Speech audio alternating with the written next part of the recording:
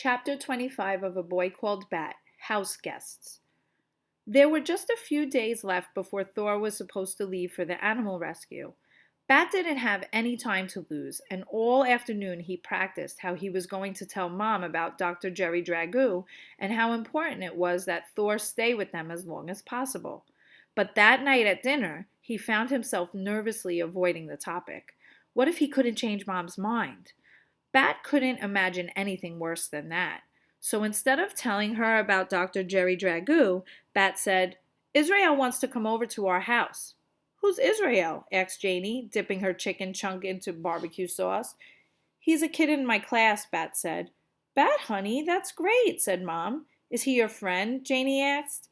Bat considered the question. Was Israel his friend? Israel was nice to him. He was interested in some of the same things that interested Bat. He didn't seem to think that Bat was weird, and he wanted to visit. I don't know, Bat said. Maybe he is. That's kind of a big deal, said Janie. You've never had a friend over before. Yes, I have, Bat said. Ezra comes over all the time. He's my friend, not yours, Janie said. He can be your friend and Bat's, said Mom. I thought you said Ezra is annoying, Janie said. He is annoying, said Bat, but so are you, and you are still my friend. No one is more annoying than you, said Janie, but I guess you're my friend too. Neither of you is annoying, said Mom, and Bat, I think it's great that you want to have a friend over. Well, said Bat, dipping his chicken chunk in ketchup, it was Israel's idea, not mine. He wants to meet Thor. At that moment, Thor was just where he should be, tucked into his pouch, warm against Bat's chest. And remembering Thor made Bat nervous all over again. I think it's a great idea, no matter whose it was, said Mom. I'll call Israel's parents to set something up. Maybe Saturday? Whenever, Bat said. And then he said, Mom, there's something else too. What is it? Mom had a chicken chunk in her hand, already dipped in sauce, but she set it down. I wrote to a world skunk expert, Bat said. The words came out fast and loud because they were important. I wrote and asked him about keeping Thor as a pet because I don't want to send him to the rescue people. I want to raise him here at our house. I love Thor. I think maybe he loves me too, and I'm not ready to give him away. Oh, Bat, Mom said, how on earth did you find a world skunk expert?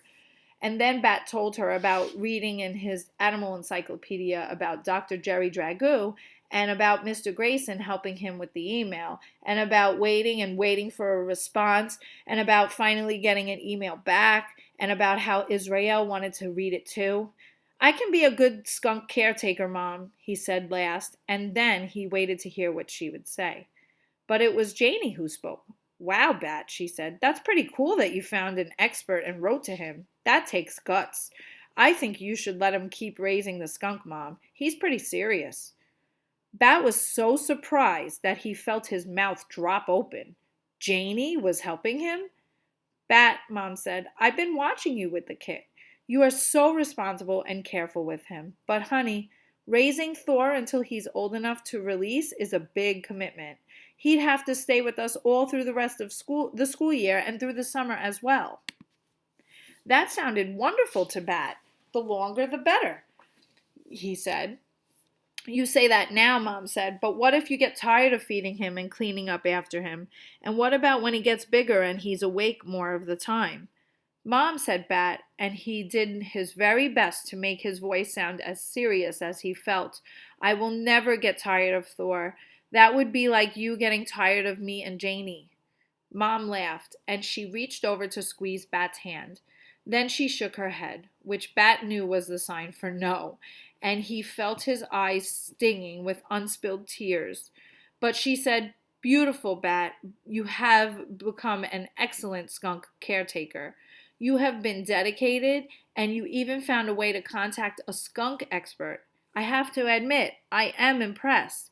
I'll tell you what, I'm thinking that maybe we won't call the Animal Rescue Center next week and we can try having you take care of Thor with my help until he's old enough to release. How does that sound? How did it sound? It sounded not as good as a promise that he could keep Thor forever, but still impossibly good. Bat felt like he was vibrating on the inside. He was so happy. He wanted to jump up and whoop with joy, but Thor was curled up and asleep in the sling, and a good skunk caretaker would never startle his kit like that. So instead he said, "Thank you, Mom, and thank you, Janie. Thank you both."